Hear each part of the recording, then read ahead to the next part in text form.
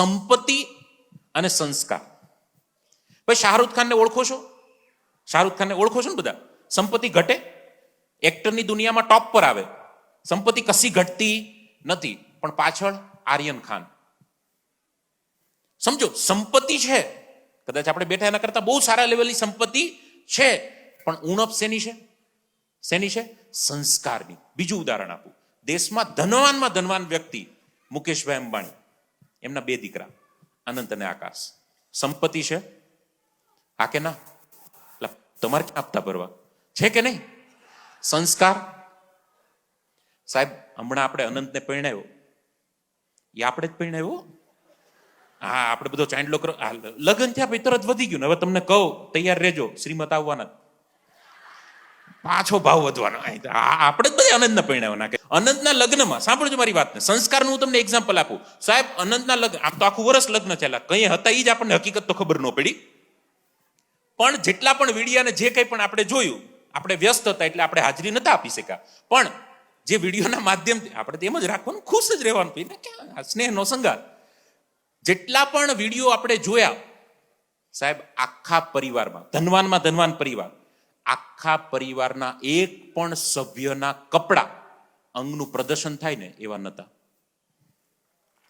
ધનવાનમાં ધનવાન વ્યક્તિના લગ્ન, ચાહે એવા મોડલો, ચાહે એવા કપડાઓ રાખી શકે, એક પણ પરિવારના સભ્યોનું, અનંત હોય કે રાધિકા હોય કે આકાશ હોય કે શ્લોકાબેન હોય કે આખો જે પરિવાર, ટૂંકમાં એક પણ વ્યક્તિના કપડા એવા નહીં કે શરીરનું અંગ પ્રદર્શન થાય. બીજું, જેટલા પણ વ્યક્તિએ સ્પીચ આપી, નીતાબેને આપી, મુકેશભાઈ આપી, જેટલા પણ લોકોએ વક્તવ્ય આપ્યું, સ્પીચ આપી, આભાર વ્યક્ત કરવાનો, સ્વાગત કરવાનો, જય શ્રી કૃષ્ણ સિવાય વાતની કોઈ શરૂઆત નથી કરી.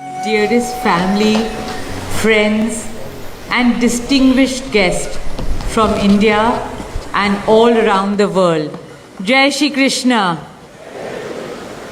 આ સંપત્તિની સાથે સંસ્કારની વાત કરું છું. હલો, જે મુકેશભાઈના પરિવારમાં ક્યાંક આપણને દેખાય છે. અરે જવા દો સાહેબ, એક નાનો વિડીયો જો તમે જોયું હોય, ધ્યાનથી ઓબ્ઝર્વ કર્યું હોય તો તમને કહું, નીતાબેન સ્પીચ આપતા હતા, બધા મહેમાનોનું સ્વાગત ને કરતા, તો આકાશભાઈ, અનંતભાઈ ને મોટાભાઈ, આકાશભાઈ ને એનો છોકરો, એનું નામ પૃથ્વી, આકાશના છોકરાનું નામ પૃથ્વી, નાનો એવો છોકરો, તો દોડતો દોડતો દોડતો આવ્યો ને લપસીને પડ્યો, એટલે નીતાબેન પાસે પડ્યો, એટલે પછી છોકરો ઊભો થયો, નીતાબેનના હાથમાં છોકરાએ માઇક લીધું, એને એમ કે રમવાનું હશે, એટલે એને છોકરાએ માઇક લીધું. પછી નીતાબેને કીધું, બેટા માઇક છે, બોલ કંઈક માઇકમાં, એમ. અને એ ટેણિયાએ, પૃથ્વીએ માઇકમાં જય શ્રી કૃષ્ણ કીધું.